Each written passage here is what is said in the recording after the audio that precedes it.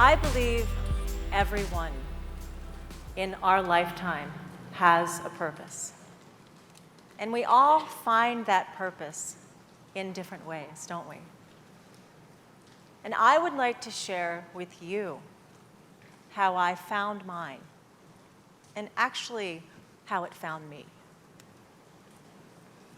I was born in Los Angeles, California, and my birth mother at the time was very young. And after many days of contemplation, she decided that it was best to place me for adoption. And after 3 years of living in foster care, I was welcomed into my new family with my mother, Beth, and my father, Bill, and my brother, Brian. And they loved me very much, and I was seemingly healthy, but there were a few complications. My mother told me later that I would cry incessantly, and I suffered from night terrors.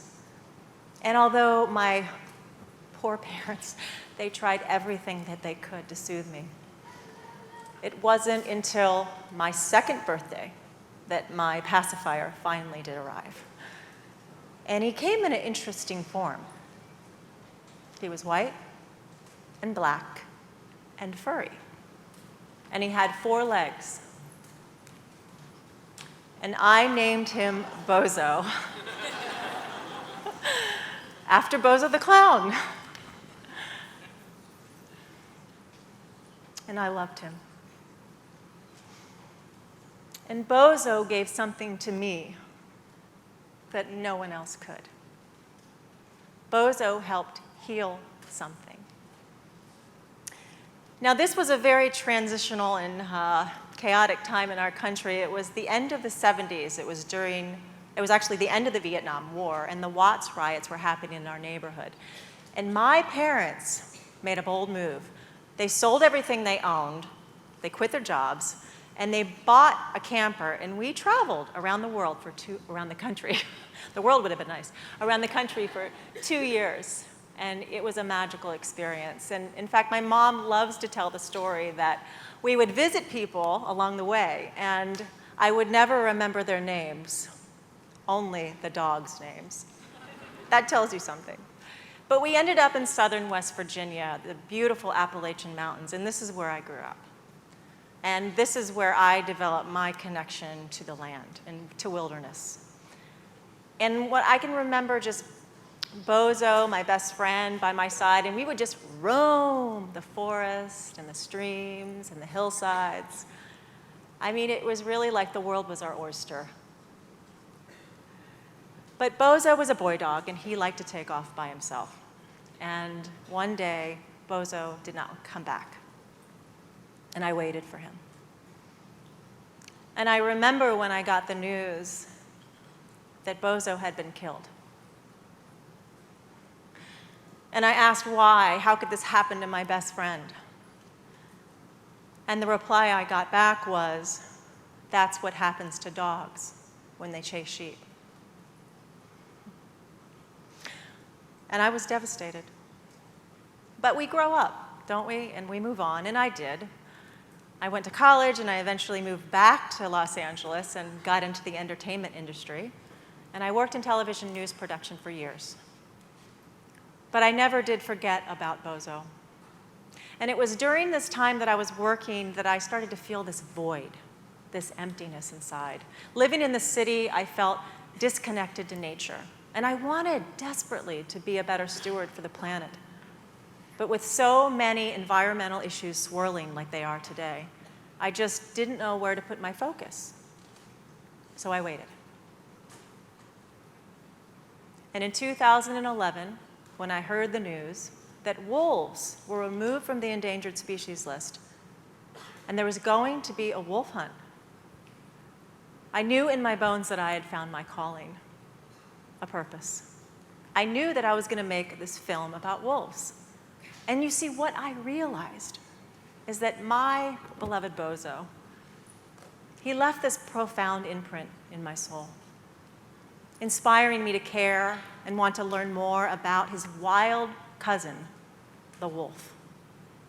And just think for a moment. Think of all the millions and billions of dogs there are in the world. That is the wolf. And 98% of all dogs' DNA comes from wolves. You've heard the term, the wolf is in your living room. Well, Bozo is my wolf and my connection to them. And this light bulb went off for me when I read this article written by two scientists called The Co-Evolution of Humans and Canids.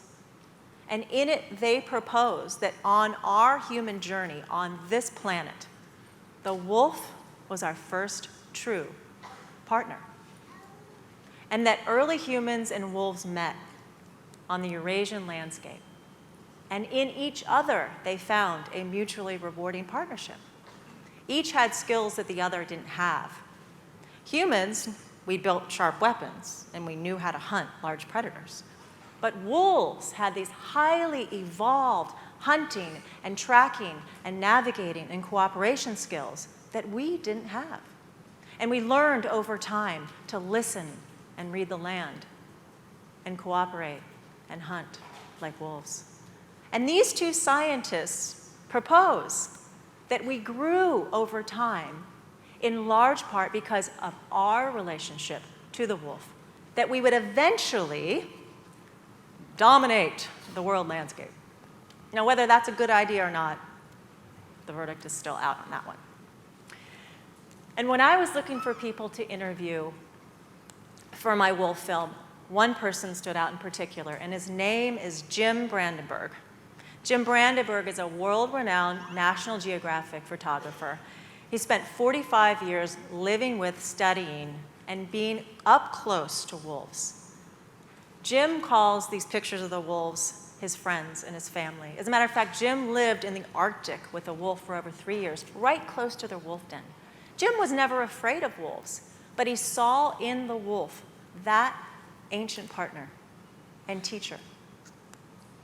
And because of these old ideals that we still have in our human consciousness about the big bad wolf, Jim calls the wolf the most persecuted, misunderstood, and misrepresented animal on the planet. And Jim isn't alone in having this transformational experience in the presence of wolves. American author and conservationist Aldo Leopold wrote, "To look into the eyes of a wolf is to see your own soul." Scientists call the wolf the great balancer of nature. And we can see an example of this when we look to Yellowstone National Park. In 1995, when wolves were reintroduced after an absence of over 70 years, it was as if this crucial missing piece of the puzzle was just put back in place. And wolves, although small in numbers, they actually transformed Yellowstone National Park and its ecology.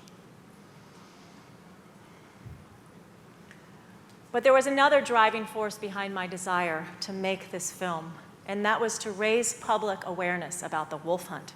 You see, in 2011, when wolves were removed from the endangered species list, there was only minimal protection.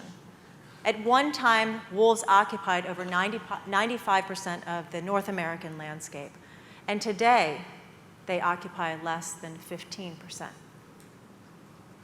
And suddenly and legally, and with our tax dollars, wolf packs were decimated on borders surrounding Yellowstone National Park and wolf states across the country. Just barely off the endangered species list. Wolves were sport hunted, trapped, clubbed to death, and their hides were displayed on Facebook as some kind of bragging right. But how could we be doing this to an animal that we fought so hard to protect? Well, remember that emptiness that I was telling you about, that I was feeling? That void inside? My hunch is that we've all been feeling that on some level, a disconnection to nature and to the wolf. And the wolf hunt is an example of an even greater societal disconnect. Because today, the wolf issue is more about politics than it is science-based evidence. And let's take a moment to clear up some of those facts. Wolves are dangerous. There have only been 2 wolf-related deaths in the entire US history. 2. Deer kill more people than wolves. They do. Cows. I love cows. They kill more people than wolves. Wolves kill all the cattle and sheep. How many times have you heard that, right? They kill everything, really, and your kids. The truth is that wolves are responsible for less than 1% of all livestock losses in wolf country. There is another missing piece that I believe that we as a society are missing, and that is something called reverence.